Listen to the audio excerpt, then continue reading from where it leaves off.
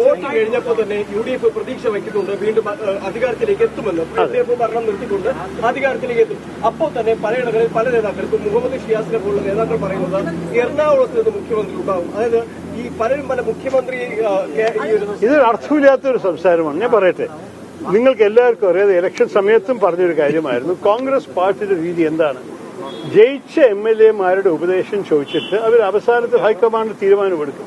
അത് താങ്കൾക്കും എനിക്കും ഒരു അവകാശമില്ല ഇതിനെക്കുറിച്ച് സംസാരിക്കാൻ. ഞാനൊന്നും പറയാൻ പോകുന്നില്ല. ഞങ്ങൾ ജയിച്ച മുഖ്യമന്ത്രി ഉണ്ടാവും. ആരാണ്, എവിടെയാണ്, ഏത് നഗരത്താണ് പറയാൻ ഒരു സാധ്യത. അനാവശ്യമാണ്. കാരണം ഞാൻ എപ്പോഴും പറയും, കെട്ടിടം കെട്ടിയ ശേഷമല്ലേ നമുക്ക് ഫേർണിച്ചർ മേടിക്കാൻ ആവശ്യമുണ്ട്. എന്തിനാണ് ഇപ്പൊ തന്നെ നിങ്ങൾ ഫേർണിച്ചറും കെട്ടിടമൊക്കെ മേടിക്കണം? വീട് കെട്ടട്ടെ, കെട്ടിക്കൊണ്ടിരിക്കുകയാണ്. മെയ് 4-ാം തീയതി അത് പൂർത്തിയാവും. പിന്നെ നമ്മൾ തീരുമാനിക്കും. കഴിഞ്ഞു. എല്ലാ വിധത്തിലും ഞങ്ങളുടെ പ്രതീക്ഷ ഒരു നല്ലൊരു വിജയമാണ്. ഞാൻ എണ്ണം പറയുന്നില്ല, നിങ്ങൾ ചോദിക്കാൻ പോകുന്നത് എനിക്കറിയില്ല. ഞാൻ എണ്ണം പറയില്ല, കാരണം അത് ചെയ്യാനുള്ള എക്സിറ്റ് പോൾസും കൂടി എല്ലാം നടന്നിട്ടില്ല, കിട്ടിയിട്ടില്ല. പക്ഷേ ഞങ്ങള് എല്ലാ സ്ഥലത്തും കണ്ട് മനസ്സിലാക്കി എല്ലാവരും അഭിപ്രായം ചോദിച്ചിട്ട്, നിങ്ങളുടെ മാധ്യമ സുഹൃത്തുക്കളോടും കൂടി ചിലപ്പോൾ രഹസ്യത്തെ ചോദിച്ചിട്ട് ഞങ്ങൾക്ക് തോന്നുന്നത് ഒരു കംഫർട്ടബിൾ ഭൂരിപക്ഷം ഉണ്ടാവും. 2011 പോലെ ഒരു ചെറിയ വിജയമല്ല, ഒരു നല്ലൊരു വിജയമുണ്ടാവും. പലരും ഉന്നയിക്കുന്നത് ഈ പലയിടങ്ങളിലും LDF BJP ഒരു ഡീല് നടന്നതായി, പല മണ്ഡലങ്ങളിലും ഡീല് നടന്നതായി പലരും ആരോപിക്കുന്നുണ്ട്. അങ്ങനെ അങ്ങ് കരുതുന്നുണ്ട്? ഇതിനെക്കുറിച്ച് വലിയ സംശയമില്ല. കാരണം LDF-ന്റെ ആവശ്യമാണ് ഒരു തുടർ ഭരണം. അതിനു വേണ്ടിയിട്ട് അവർക്ക് എന്താ ആഗ്രഹം? അവര് എതിരുള്ള ആന്റി ഇൻകംബൻസി വോട്ട് കുറച്ച് BJP പിടിച്ച് കുറച്ച് കോൺഗ്രസ് പിടിച്ചാൽ അവർ ജയിക്കുമല്ലോ, അവർ രക്ഷപ്പെടുമല്ലോ. അത് അവരുടെ ആഗ്രഹമാണ്. BJP-യുടെ ആഗ്രഹമാണ് LDF അഥവാ അവർക്ക് ഒരു സാധ്യതയില്ല മനസ്സിലാക്കി. അഥവാ വല്ലവരും ജയിക്കുന്നുണ്ടെങ്കിൽ LDF ജയിച്ചാലും അവർക്ക് മെച്ചം. കാരണം അവർ വിചാരിക്കുന്നു അവർ വലിയ അല്ലെങ്കിൽ കോൺഗ്രസ് ആവും. ഒരു കാര്യം മറക്കണ്ട, കോൺഗ്രസിന്റെ വിജയം കേരളത്തിൽ ഞങ്ങൾക്ക് ഇപ്പൊ 10 വർഷക്കാലം ഉണ്ടാവാത്ത ഒരു സംസ്ഥാനത്തിലാണ്.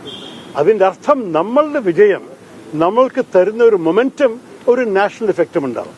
ഞങ്ങൾ എതിർപ്പ് BJP സർക്കാരിന്റെ എതിരിൽ നമ്മൾ നാഷണൽ പ്രതിപക്ഷമായി ചെയ്യുന്ന റോളിൽ നമുക്ക് കൂടുതൽ ശക്തി കിട്ടും, കൂടുതൽ ബലം കിട്ടും. അതിന്റെ അർത്ഥം BJPക്ക് തീരെ ആഗ്രഹമില്ല കോൺഗ്രസ് കേരളത്തിൽ ജയിക്കണം. അപ്പോൾ ഈ രണ്ട് സാധ്യത ഒരു ലോജിക്കലി മനസ്സിലാക്കിയാൽ നിങ്ങൾക്കറിയാം എന്തുകൊണ്ടാണ് ഡീൽ ഉണ്ടാവണം. പിന്നെ ചില വോട്ടിംഗ് പാറ്റേൺസ് നോക്കിയാൽ നിങ്ങൾക്ക് തന്നെ കാണാൻ സാധിക്കും എന്തുകൊണ്ടാണ് ചില ഭാഗത്തിൽ BJPക്ക് ഒരു നല്ല പിന്തുണ ഉള്ള ചില കൺസ്റ്റിറ്റ്യുവൻസീസ് അവർ ഘടകകക്ഷികൾക്ക് കൊടുത്തിരിക്കണം. T20ക്ക് സാന്നിധ്യമില്ലാത്ത ചില സ്ഥലത്ത് അവർ ടിക്കറ്റ് കിട്ടിയിരിക്കുന്നു. എന്റെ അഭിപ്രായത്തിൽ അതൊരു ഡീലാണ്. അവർ കണക്ക് ചെയ്യുന്നത് 10, 15, 16, 18 സീറ്റിൽ ഒരു പക്ഷേ അവർക്ക് മത്സരിക്കാനുള്ള സാധ്യതയുണ്ട്, 2ാം സ്ഥാനം വരെ എത്താനുള്ള സാധ്യതയുണ്ടെന്ന് കണ്ടാൽ അവിടെ അവർ കൊടുക്കില്ല. മറ്റേ ബാക്കി 130 സ്ഥലത്തിൽ അവർ 120 സ്ഥലത്തിൽ എളുപ്പത്ത് CPM-നൊപ്പം ഡീൽ ചെയ്യാൻ സാധിക്കുമല്ലോ. ഇതൊക്കെ ലോജിക്കലി ഞാൻ പറയണം. ഞാനൊരു ഡീല് കണ്ടുവെന്നോ കേട്ടുവെന്നോ അതിന്റെ എവിഡൻസ് ഉണ്ടോ എന്ന് പറയുന്നില്ല. ഈ ലോജിക്കൽ അനാലിസിസ് നോക്കി ഇതിനെക്കുറിച്ച് വലിയ സംശയമുണ്ടാവും. വോട്ട് കഴിഞ്ഞപ്പോൾ തന്നെ UDF പ്രതീക്ഷ വയ്ക്കുന്നുണ്ട് വീണ്ടും അധികാരത്തിലേക്ക് എത്തുമെന്ന്. LDF ഭരണം നിർത്തിക്കൊണ്ട് അധികാരത്തിലേക്ക് എത്തും. അപ്പോൾ തന്നെ പലയിടങ്ങളിൽ പല നേതാക്കൾക്കും മുഹമ്മദ് ഷിയാസിനെ പോലുള്ള നേതാക്കൾ പറയുന്നത് എറണാകുളത്ത് നിന്ന് മുഖ്യമന്ത്രി ഉണ്ടാവും. അതായത് ഈ പലരും പല മുഖ്യമന്ത്രി ഇതൊരു അർത്ഥമില്ലാത്തൊരു സംസാരമാണ്. ഞാൻ പറയട്ടെ, നിങ്ങൾക്ക് എല്ലാവർക്കും അറിയാതെ ഇലക്ഷൻ സമയത്തും പറഞ്ഞൊരു കാര്യമായിരുന്നു. കോൺഗ്രസ് പാർട്ടിയുടെ രീതി എന്താണ്? ജയിച്ച MLA-മാരുടെ ഉപദേശം ചോദിച്ചിട്ട് അവർ അവസാനത്തെ ഹൈക്കമാൻഡ് തീരുമാനമെടുക്കും. അത് താങ്കൾക്കും എനിക്കും ഒരു അവകാശമില്ല ഇതിനെക്കുറിച്ച് സംസാരിക്കാൻ. ഞാനൊന്നും പറയാൻ പോകുന്നില്ല. ഞങ്ങൾ ജയിച്ച മുഖ്യമന്ത്രി ഉണ്ടാവും. ആരാണ്, എവിടെയാണ്, ഏത് നഗരത്താണ് പറയാൻ ഒരു സാധ്യത.